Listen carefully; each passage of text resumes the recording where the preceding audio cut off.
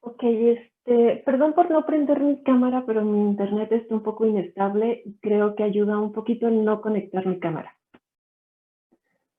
Vamos a ver un resumen de biotransformación o metabolismo. Habíamos comentado que el proceso de biotransformación se puede dar en diferentes órganos o tejidos, pero principalmente se da en el hígado, en donde la biotransformación puede ser microsomal. Esto quiere decir que depende o que es específicamente, perdón, que ocurre específicamente en los microsomas hepáticos del retículo endoplásmico liso. O también esta biotransformación puede ser no microsomal, que no necesariamente ocurre en los microsomas hepáticos, sino que en la mitocondria y en el plasma. Sin embargo, la mayoría de las reacciones de biotransformación se van a realizar en los microsomas hepáticos, que son las reacciones de tipo fase 1. ¿Me recuerdan cuáles son las reacciones de fase 1? Oxidación, reducción y hidrólisis. Ok, donde la más frecuente era la de oxidación y se lleva a cabo por el citocromo P450.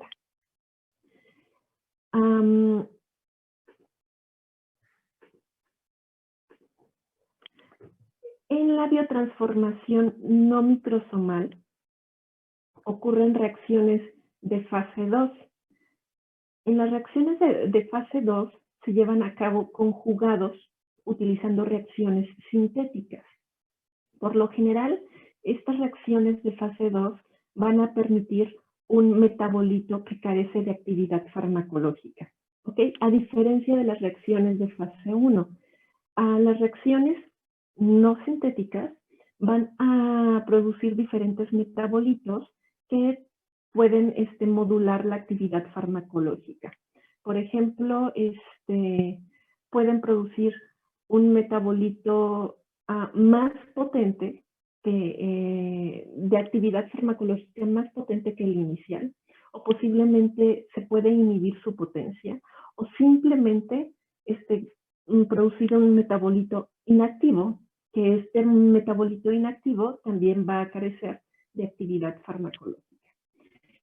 El objetivo principal del metabolismo, o bueno, no sé si es uno de los objetivos principales, pero una de las características principales más bien es hacer al fármaco más hidrofílico para que pueda ser eliminado más fácilmente. Recuerden que también el fármaco se puede eliminar en su forma libre, sin sufrir ninguna alteración, ninguna modificación, o que no se encuentre unido a alguna proteína. Pero el fármaco puede sufrir las reacciones de fase 1, donde ya comentamos que puede producir un metabolito con actividad modificada.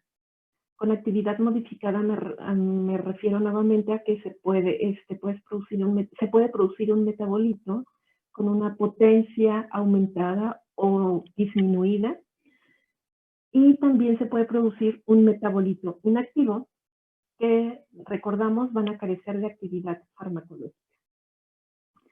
A estos metabolitos también pueden pasar por reacciones de la fase 2, donde se les va a añadir un conjugado, ¿ok? Y van a ser eliminados. Sin embargo, también los fármacos no necesariamente tienen que pasar por la fase 1. Pueden pasar hacia la fase 2 y ser eliminados. En términos generales, esto es lo que ocurre en la biotransformación. ¿Tienen alguna duda? ¿El metabolito activo es en la biotransformación microsomal? Exactamente, solamente se da en las reacciones de fase 1, el activo. En las reacciones de fase 2, los metabolitos van a carecer de actividad farmacológica, quiere decir que van a ser metabolitos inactivos. Sin embargo, compañera, también en las reacciones de fase 1 puede dar lugar a un metabolito inactivo, ¿ok? Sí, doctora. Sí, perfecto. ¿Alguna otra duda?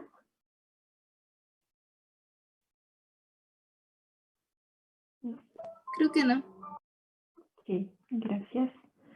La excreción o eliminación del fármaco, habíamos comentado también que se puede dar por diferentes vías, donde las principales son el riñón, que es la principal, el tracto gastrointestinal, el pulmón, bueno, los pulmones y a través de la excreción de la leche. Bueno, comentamos que de la excreción de la leche, aquí la eliminación de fármacos no ocurre a concentraciones altas, sin embargo, las pequeñas concentraciones sí pueden tener, sí son de importancia, sobre todo toxicológica para el lactante. La excreción por el pulmón va a estar dada por el coeficiente de partición sangre-gas, que es cuando prácticamente nos dice cuando el fármaco que está disuelto en el plasma tiende a alcanzar un equilibrio con la tensión parcial del gas en el aire alveolar. Algo muy importante de la excreción gastrointestinal, ya sabemos que se va a eliminar por heces fecales, pero es que puede ocurrir la circulación enterohepática. ¿Okay? Y bueno, la filtración renal se lleva, en la eliminación o excreción renal ocurren 3 procesos, que es la eliminación por filtración, la eliminación por secreción o puede ocurrir una reabsorción. Recordando la filtración se va a dar a través del gradiente de presión arterial, ¿okay? Y únicamente se van a filtrar aquellos fármacos que se encuentran en su forma libre. El proceso de secreción se da en el túbulo renal. Este requiere de transporte activo y no se nos olvide que existen inhibidores de secreción tubular que van a permitir que el fármaco dure más tiempo en el sistema sanguíneo. También hay que acordarnos que se puede dar una reabsorción. Esto va a ocurrir en el túbulo renal hacia la arteria eferente. Esta reabsorción se va a dar por difusión pasiva y hay que recordar que para que se dé la difusión pasiva es muy importante el pH y que obviamente el fármaco tenga ciertas características lipofílicas como su logaritmo de T. El aclaramiento, el aclaramiento te indica cuando el fármaco es excretado en su totalidad. Puede ser de un órgano en específico o en su totalidad del cuerpo humano. Si fuera en su totalidad del cuerpo humano, entonces tendría que haber una suma de aclaramientos, por ejemplo, de eliminación, de aclaramiento renal, de aclaramiento gastrointestinal y así sucesivamente. Pero normalmente solamente se toma el aclaramiento renal si es que el fármaco se elimina principalmente por esta vía. Hay que recordar también que el proceso de eliminación o de excreción de fármacos se puede observar por una cinética de eliminación. Estas cinéticas de eliminación pueden ser de orden 1. Recuerden que esta cinética de eliminación de orden 1 va a depender de la concentración del fármaco en el plasma sanguíneo. Por ejemplo, si existe entre mayor concentración de fármaco en el plasma, más será la velocidad de eliminación. Pero, ¿qué pasa cuando este sistema se sobresatura? Cuando está sobresaturado, va a ser independiente de la concentración. Se eliminará la misma concentración a la misma velocidad de tiempo. ¿Okay? del organismo y esto da a una cinética de orden 0. ¿Tienen alguna duda hasta aquí? ¿Podría repetir esto último que mencionó, por favor? Ok, sí. La eliminación la podemos observar a través de una cinética, de eliminación. En este caso, un gráfico de orden 1, que te indica que entre mayor concentración de fármaco que existe en el plasma, aumentará su velocidad de eliminación. O será más rápida su velocidad de eliminación. Esto quiere decir que depende de la concentración. Si tiene menor concentración, entonces se eliminará a una velocidad más baja. Si tiene mayor concentración, se eliminará a una velocidad más alta. Pero ¿qué pasa? Llega un momento que puede saturar el sistema. Una vez que se satura, la cinética de eliminación se convierte en orden 0. Aquí no va a depender de la concentración del fármaco en el plasma. Ya sabemos que va a estar sobresaturado. Y te indica que se va a eliminar del cuerpo la misma concentración la concentración del fármaco del plasma se eliminará a la misma velocidad. Por ejemplo, a esta concentración se va a eliminar a la misma que esta, independientemente que esta sea menor a la de arriba. ¿Okay? Sin embargo, si nos pasamos a la de orden 1, esta concentración se eliminará más rápido que esta.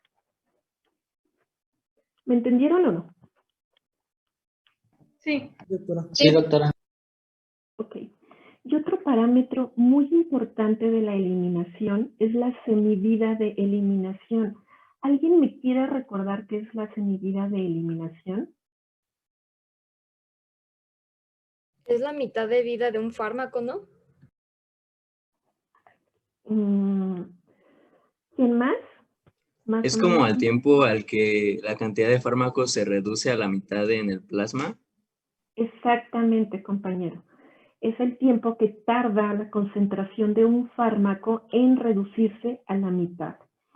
Y es muy importante saber la eliminación de vida de cada fármaco con la intención de mantener constante el fármaco en un rango terapéutico, evitar pasar a un rango tóxico o evitar estar en un rango en el cual no va a ser terapéutico. ¿Okay? También recordemos que no sé, en urgencias, por ejemplo, en tratamientos de urgencias, aquí pueden aumentar la dosis inicial con la finalidad de que alcancen el rango terapéutico en un tiempo menor, porque normalmente se requieren de 2 a 3 semivivas para alcanzar el rango terapéutico. ¿Okay? ¿Alguna duda de esto? ¿Esa es la fórmula? La de T1 entre 12. No, así se llama. Esa es la semivida de eliminación.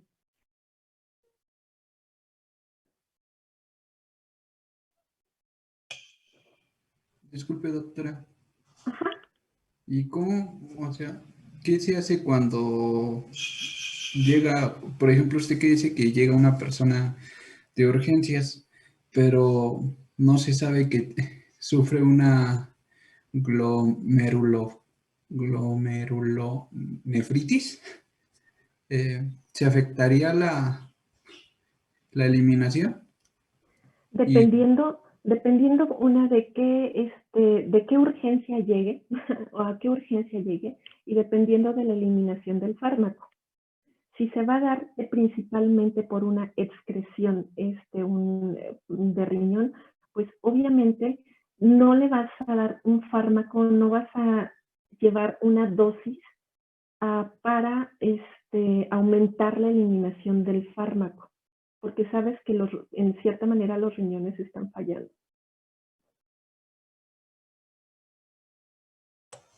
ah, ok. Pero sí, esto más bien va a depender cuál sea la urgencia y cómo se elimina el fármaco. Y si no, buscar alguna alternativa. Ok, gracias.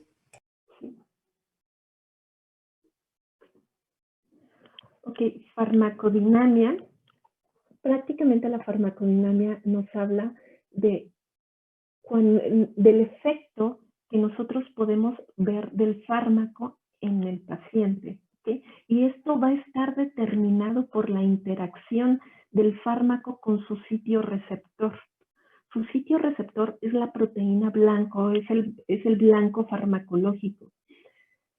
Esta interacción del receptor o ligando, del fármaco o ligando con su receptor está determinado por el coeficiente de partición. ¿Okay? Este coeficiente de partición nos indica qué tanto o qué tan afín puede ser la unión de un receptor con el ligando. La constante de disociación es inversamente proporcional a su afinidad. Esto quiere decir que entre más pequeña sea la constante de disociación, el fármaco será más afín a su sitio receptor. ¿Ok? ¿Alguna duda de esto? Si es más pequeña, ¿qué pasaba, perdón? Si la constante de disociación es más pequeña, el fármaco será más afín a su sitio receptor. Por ejemplo, en esta gráfica, compañera, el fármaco en rojo, por ejemplo, tiene una constante de disociación de 1 nanomolar. ¿Recuerdan cuál era la definición de constante de disociación?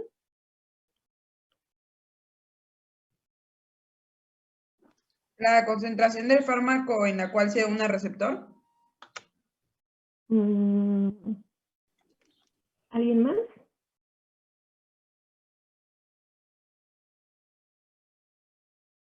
Es la concentración del ligando a la cual el receptor está saturado a la mitad con el ligando.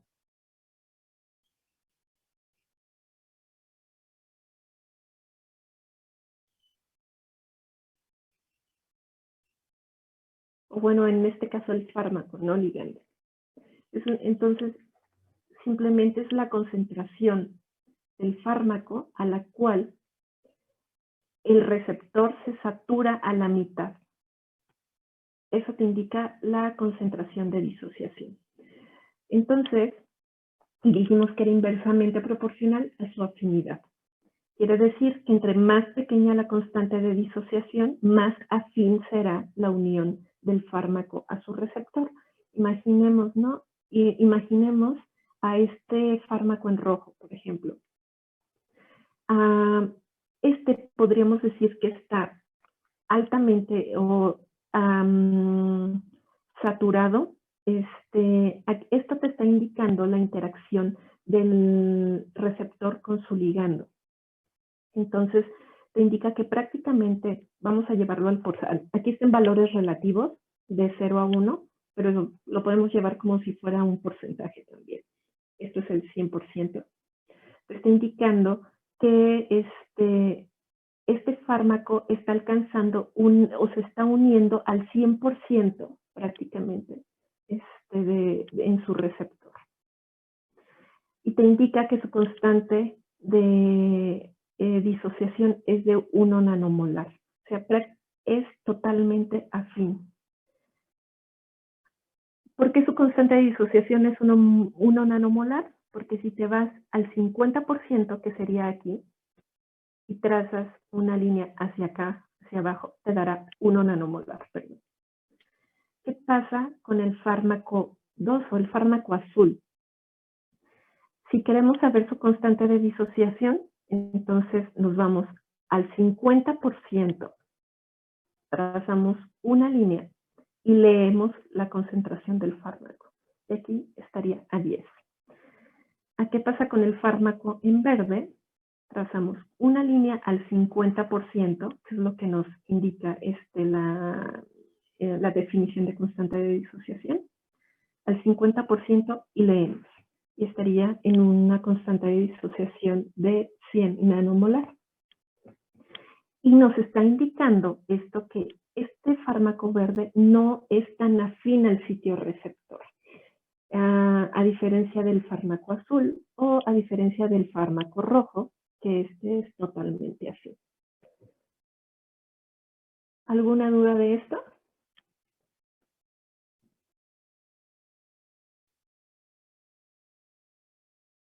No. ¿No? Ok. Recordemos también que la afinidad nos ayudaba para saber si un fármaco podía ser específico a su receptor. Obviamente, entre más afín, más específico va a ser. Lo que también nos indicaba, por ejemplo, que este fármaco en verde se podía unir a otro tipo de receptores, no sé, a otras proteínas, y por lo tanto también generar más adversos, más efectos secundarios o efectos adversos. La respuesta de los fármacos se puede graficar.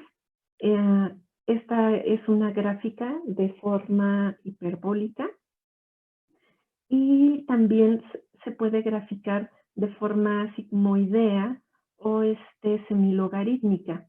La forma semilogarítmica es la que más se utiliza porque nos permite tener el efecto total del fármaco, el efecto acumulado del fármaco.